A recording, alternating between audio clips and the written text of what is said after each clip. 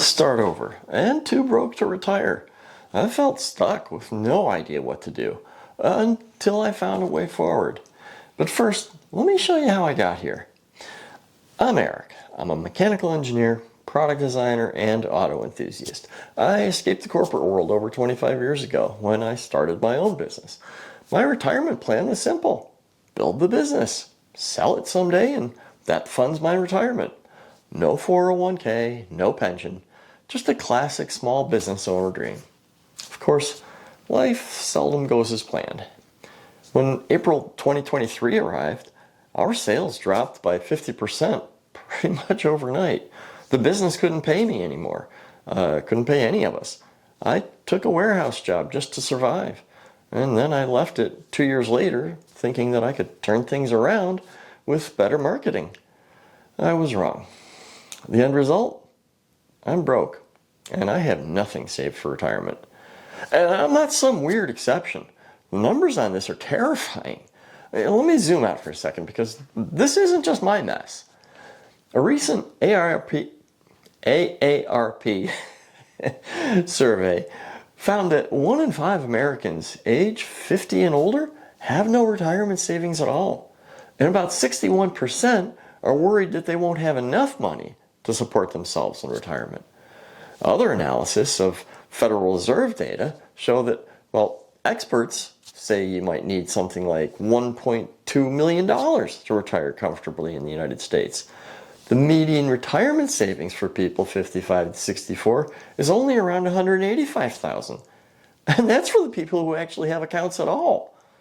Some reports estimate that around 40 to 50% of households 55 and older have no retirement savings or have very little, under $25,000. And if you think, I'll just get another job, that's not as simple as it sounds either. Older workers, 55 plus, are more likely to be long-term unemployed. And a big chunk of people over 50 say that age discrimination is real when they look for work. I've experienced that personally when my business was slow and I tried to find engineering work to take its place. So if you're over 50 or 60, have little or nothing put away, and you're quietly panicking, you're not lazy, you're not crazy, and you're definitely not alone. This is the part nobody really talks about, what this actually looks like in people's lives. A fella I worked with for a while, Clayton, he's a good example. He's working right up to full retirement age because he needs the company-provided health insurance. Right before he and his wife both planned to retire, his wife was diagnosed with cancer. She ended up on permanent disability due to her illness. She simply couldn't work with all the various treatments and complications. Years later, and she's still fighting as far as I know. His last few years have been made difficult not just by needing to care for her and the emotional toll that diagnosis causes, but he's faced his own health issues. And yet he keeps clocking in. I don't know their money situation. It might still be okay, but the time and health that they were hoping to enjoy together traveling during their retirement, that's gone, or maybe severely limited. For me, that story is a warning. Another example is Bill. He's one of my coworkers at my last engineering job. He was always doing something on the side. I don't think he was ever worried about losing his day job because he was always prepared with something else.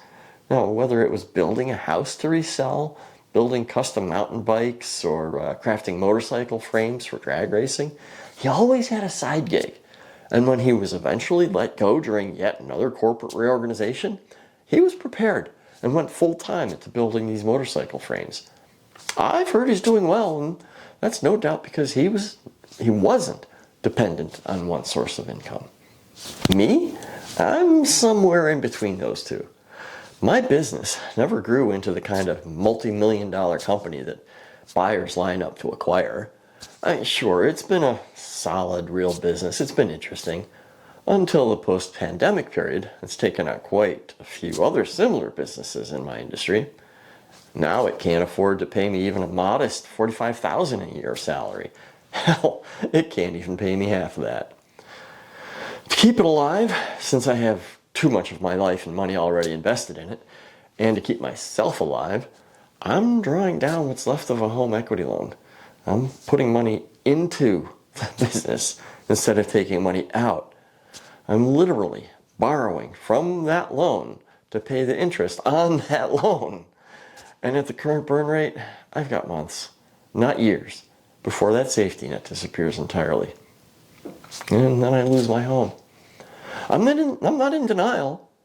I'm too old to hit reset and pretend I'm 35 again. But I'm also not willing to accept a minimum wage job after selling off most of my belongings.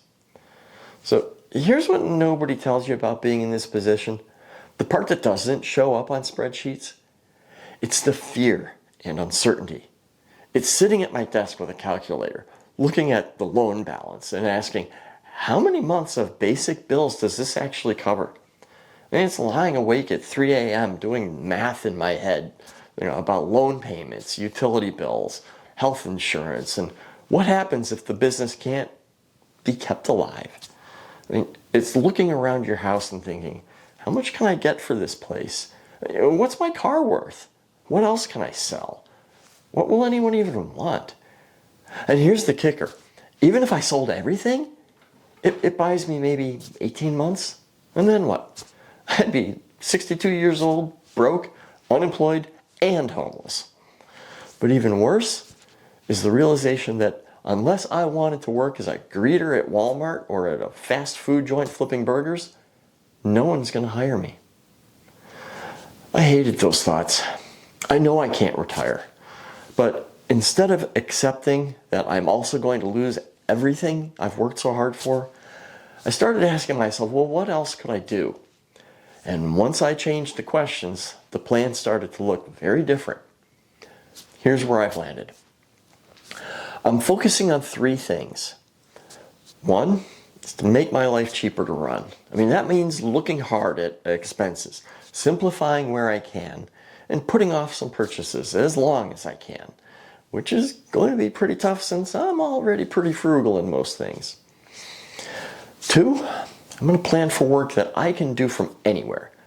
Since it's obvious that I can't count on my existing business to recover, I'm starting to develop a business that doesn't require a large automotive shop and that I can do from virtually anywhere as long as I've got a cell phone signal or an internet connection. And 3rd, I'm working to build an income that I control. I can't control the economy or the automotive aftermarket, and I can't force a company to hire me. However, I can control myself by showing up, creating solutions for problems people have, and by sharing what I've learned. That's why I'm here on this channel, documenting what happens next instead of pretending everything's fine. It's not about quitting work to retire. It's about getting out of the trap I've ended up in. I don't have a neat success story to wrap this up with. I'm in the middle of it. If you're watching this and nodding along, then you probably are too. So if you're stuck in a similar trap, too old to start over, and you're too broke to retire, I want to hear from you. Drop your age and situation in the comments. I'm going to keep sharing exactly what I'm doing to get out of this. The decisions, the experiments, the failures, and hopefully some wins. If you want to see whether I actually escape this trap and maybe pick up some ideas for your own situation along the way, subscribe and turn on notifications so you don't miss what's coming next. Thanks for watching, and I'll see you on the next one.